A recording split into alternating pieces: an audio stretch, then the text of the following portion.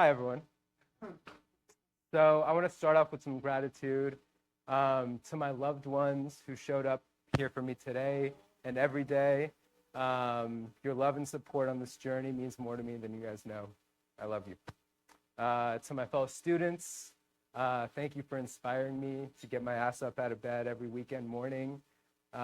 Doing this with you has literally been by far my favorite part of this experience, and I love you all. To the TAs who served us and dedicated their time and energy, thank you for being a shining example for all of us to follow. And to Hector, thank you. It's been such an honor learning from someone who embodies the path to enlightenment so fully. Thank you for your wisdom. Thank you for helping to build all of this. And most importantly, thank you for caring for each and every one of us so much. And finally, to my mom, thank you for building me. Thank you for being here with me because I'm one with you. So, just over 6 months ago, I stood in this exact same spot at the end of my yoga teacher training. And at that time, I shared my story, how I grew up in the ivory towers of Western academia, trained as a surgeon in a system built on guidelines, protocols, and the belief that if we just fix the body, the rest will follow. I spoke about my brilliant mother, the woman who had tried to introduce me and my brother to yoga, meditation, and spirituality throughout our lives before we understood the profoundness of it. And how in the first year of my surgical residency, she lost her life to bladder cancer, ironically the same pathology that I was being trained to treat. When she passed, my brother and I felt her spirit enter into us, and our transformation from Western atheists to spiritually focused seekers began. Through her, I began to see what she had always known, that health is not just biological, it's emotional, it's mental, and it's spiritual. That realization led me down a long and sobering road, deep into the structure of modern medicine itself, where I discovered that our healthcare system isn't truly designed to heal. It's designed to manage disease, because unfortunately, it's more profitable to keep people sick. But even in that darkness, I found a light, a quiet awakening happening all over the world, a remembrance that wholeness lives within us. I spoke about how my path was to bridge these two worlds, to bring consciousness into medicine, not to abandon science, but to complete it. Because the most advanced healing doesn't happen in hospitals or labs. It happens when we reunite the mind, body, and spirit that were never truly separate. And how yoga was the perfectly laid out path to do exactly this. So, fast forward 6 months, and I fucking did it!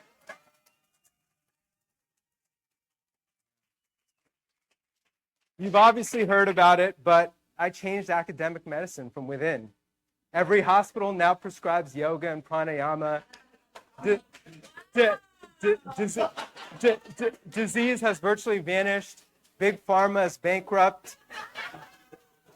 You're welcome. So yeah, the truth is, I didn't really make any progress on that professional calling. I didn't finish the book manuscript that's been sitting on my hard drive for the past 3 years. I didn't follow up with the executives after my well-received integrative health pitch to the hospital leadership. I didn't respond to my friends' texts after about all the startups we dreamed up in the Russian bads. But what I did do was double down on serving my family, my friends, my patients, and even random strangers. I went through multiple accountability partners trying to keep my 6 times a day vow book practice. I planned my work and social calendars around yoga and meditation retreats I was doing nearly every month. I skipped galas and work dinners to go to Dharma talks. I built my life around my spiritual practice, not trying to fit my practice around my life. I kept reorienting myself away from doing and just focused on being. And man, it wasn't easy. Because from the moment I took that test to get into first grade, Western society started training me to believe that my happiness was dependent on the achievement of personal goals. Academically, athletically, financially, socially, superficially, on and on and on and on. But this attempt to manipulate our external world to try and create internal fulfillment not only disconnects us more and more from our true selves, but also creates a separation from our fellow human, from all living beings, and from this beautiful planet Earth that sustains us. But this separateness is an illusion. In the process of undoing this decades of habituation, I realized that this Adit I isn't any more special than the billions of other humans that have come before me or will come after. A brief flicker of human consciousness on this ball of dirt, orbiting a star in a galaxy of 600 billion others, in a universe that has 300 trillion of these galaxies and that is expanding at an ever-increasing rate. I learned that what is special about this human life, though, is our ability to recognize the observer, the awareness behind all of this, the quiet witness who perceives each thought, each emotion, each breath, the consciousness that stays constant despite the ever-changing physical bodies, emotions, thoughts, beliefs, and even personalities. And when we sit in the seat of this eternal observer through the practice of meditation, something wild happens. We become the author of our own realities. This isn't some mystical idea. As the Buddha and really every other spiritual tradition points to, our true self is the observer, and the external world is that we see is just a projection of our mind. Karma and emptiness is the physics behind this projection. Karma means every movement of mind leaves a subtle imprint, a seed that bends perception when it ripens. If I meet the world through generosity, I meet generous worlds. If I meet it through anger, I meet angry worlds. It just makes sense. Emptiness is what makes that possible. Because nothing has fixed nature, everything is malleable. Emptiness is the ultimate open system, the blank canvas on which karma paints experience. Our lives aren't happening to us, they're happening through us. As Nikola Tesla once said, the day that science starts to study non-physical phenomenon, we will make more progress in 1 decade than in all the previous centuries combined. That day is today. Quantum physics says observation collapses potential into form. Neuroscience says attention rewires neural pathways. Epigenetics says that perception alters gene expression. All speak the same truth. Our consciousness is the primary instrument of our creation.